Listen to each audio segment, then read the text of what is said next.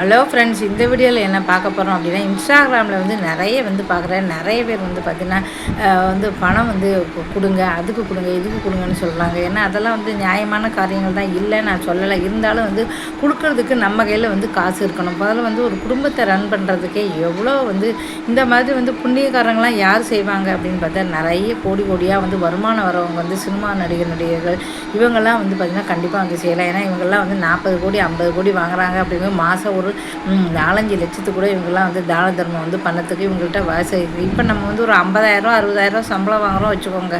வச்சுருந்தோன்னா நமக்கு பார்த்திங்கன்னா பக்கம் கோயிலில் திருவிழா வரும், அது போக குடும்பத்தில் கல்யாணம் வரும். அதுக்கப்புறம் வீட்டில் சம்பளம் 1ஆம் தேதி வந்த உடனே வாடகை கொடுக்கணும், கரண்ட்டு பில்லு, படிப்பு செலவு, காய்கறிகள், பாலுகள் சொல்லி 10ஆம் தேதியே பார்த்திங்கன்னா கையை வச்ச நிலமை தான் எல்லாருக்குமே இருக்குது. நமக்கு ஒரு நல்ல மனசு இருந்ததாக கூட நமக்கு அந்த மாதிரி பணம் கொடுக்கறதுக்கு வசதிகள் வாய்ப்புகள் இல்லை அப்படின்னு தான் சொல்லலாம். இன்னும் நிறைய பேர் கேட்டால் நம்மளால் முடிஞ்ச 100 200 நம்ம கொடுக்குறோம். அவ்வளோதான் நம்மளால் முடியும். அது கூட முடியாது நம்மளே பார்த்திங்கன்னா 20ஆம் தேதிக்கு மேலேயே 4 பேர்கிட்ட கை நீட்ட வேண்டியிருக்கு. அப்படி தான் நிலமை இருக்குது. ஏன்னா நிறைய கோடி கோடியாக வச்சவங்க கண்டிப்பாக இந்த மாதிரி பார்த்திங்கன்னா புண்ணியக்காரங்களுக்கு படிப்பு செலவுக்கோ இந்த மாதிரி செய்யலாம். இன்ஸ்டாகிராம் நிறைய பார்க்குறேன். நிறைய பேர் சொல்கிறாங்க, நீங்கள் உதவி செய்யுங்க, அப்போ அவங்களுக்கு உதவி செய்யுங்க, இவங்களுக்கு உதவி செய்யுங்க. நிறைய பேர் மெசேஜ் கூட பண்ணியிருக்காங்க. கண்டிப்பாக பார்த்திங்கன்னா நம்மக்கிட்ட காசு இருந்தால் கண்டிப்பாக நம்ம வாங்குவோம். நம்மக்கிட்ட நிறைய காசு இருந்தால் கண்டிப்பாக கொடுப்போம். நிறைய காசு நீங்கள் வச்சுருக்கீங்க, கோடி கோடியாக வச்சுருக்கீங்க அப்படின்னா கண்டிப்பாக நிறைய பேருக்கு உதவி செய்யுங்க. இப்போ நமக்கு ஒரு குடும்பத்தை ரன் பண்ணுறதே ரொம்ப ரொம்ப ஒரு கஷ்டமாக இருக்குது. சம்பளம் வந்துச்சு அப்படின்னா அது எல்லாமே செலவு பண்ணி முடிச்சிடறோம். அதுக்கப்புறம் பார்த்திங்கன்னா எங்கேருந்து செலவு பண்ணி உறவுக்காரங்களுக்கு நிறைய பேர் கொடுத்தா என்ன சொல்லுவாங்க, பைசா இல்லைன்னு நாடகம் ஆடுறா, இவனுக்கு விசேஷத்துக்குலாம் நாங்கள் எவ்வளோ காசு கொடுத்தோம் தெரியுமா அப்படின்னு கேட்பாங்க. அப்போ கொடுத்தே ஆகணும். அது போக யாராவது இறந்து போனாலும் கொடுக்கணும்.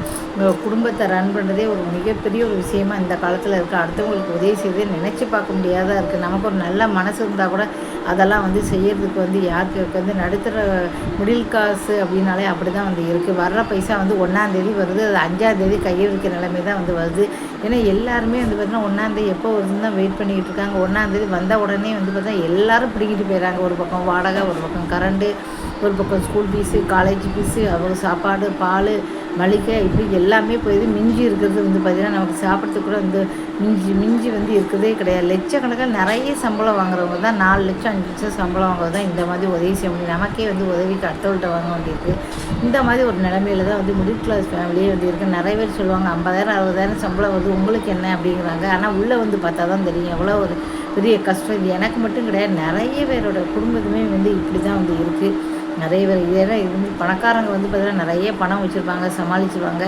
ஏழைகள் பார்த்திங்கன்னா அவங்கள்ட்ட பைசா இல்லை அப்படின்னா சீக்கிரமாக செலவு பண்ணுறாங்க. ஆனால் மிடில் கிளாஸு இன்னமும் நம்ம நிறைய பைசா வச்சுருக்கோமே 4 பேர் நினைப்பாங்க. ஒரேடியாக மட்டமாக போகவும் முடியாது. ஐசுமே இருக்கிற மாதிரி கடனை வாங்கியாவது ஒரு ட்ராமாவாவது பண்ணி குடும்பத்தை கொண்டு போகிற நிலமையில தான் இருக்குது. மிடில் கிளாஸு அப்படின்னாலே ரொம்ப ரொம்ப ஒரு பெரிய பிரச்சனையில் தான் போய்கிட்டு இருக்கு ஒவ்வொன்றுக்கும். அது போக இன்ஸ்டால்மெண்ட்டு, அது இன்ஸ்டால்மெண்ட்டு, இது இன்ஸ்டால்மெண்ட்டுன்னு நிறைய இன்ஸ்டால்மெண்ட்டில் வேறு வாங்கி போட்டுறோம் நம்ம மாட்டுக்கும். அதெல்லாம் கட்டும்போது தான் வாங்கும்போது நல்ல மாதம் 2,000 ரூபா கொடுங்க சார், இதெல்லாம் நல்லா இருக்கும்போது நம்ம ஆசைப்பட்டு வாங்கிடுறோம். அதுக்கப்புறம் தான் தெரியுது மாதம் அந்த 2,000 ரூபா கையில் கொடுக்கும்போதே மனசு அப்படியே வலிக்குது. ஐயோ மாதம் 2,000 ரூபான்னா கொடுக்குறோமே, தெரியாதமாக வாங்கிட்டோமோ அப்படின்னு தெரியுது. இந்த மாதிரி எனக்கு மட்டும் கிடையாது, எல்லா மிடில் கிளாஸுக்கும் இப்படி தான் வரும். அதனால் எது வேணாலும் யோசிச்சு செய்யுங்க. யாருக்காவது உதவி செய்யணும் அப்படின்ட்டுனா உங்களால் முடிஞ்ச அளவு 10 50 என்ன முடிஞ்ச அளவு கொடுங்க. இல்லை கொடுக்க முடியலன்னு பரவாயில்ல, ஒரு நல்ல மனசு இருந்தாலே போதும். நிறைய பேர் போஸ்ட்டு போடுறாங்க, இவங்களுக்கு பைசா கொடுங்க, அவங்களுக்கு பைசா கொடுங்க அப்படின்னு சொல்லிட்டு. அதுக்கெலாம் நம்மக்கிட்ட நிறைய காசு இருந்தால் தான் சொல்ல முடியும். அதை பற்றி பரவாயில்லை, நமக்கு எப்போ காசு போகுதோ அப்போ கொடுத்துக்கலாம். அதை பற்றி நீங்கள் கவலைப்படாதீங்க. இந்த வீடியோ பிடிச்சா மறக்காம சேனலை சப்ஸ்கிரைப் பண்ணுங்கள். நன்றி.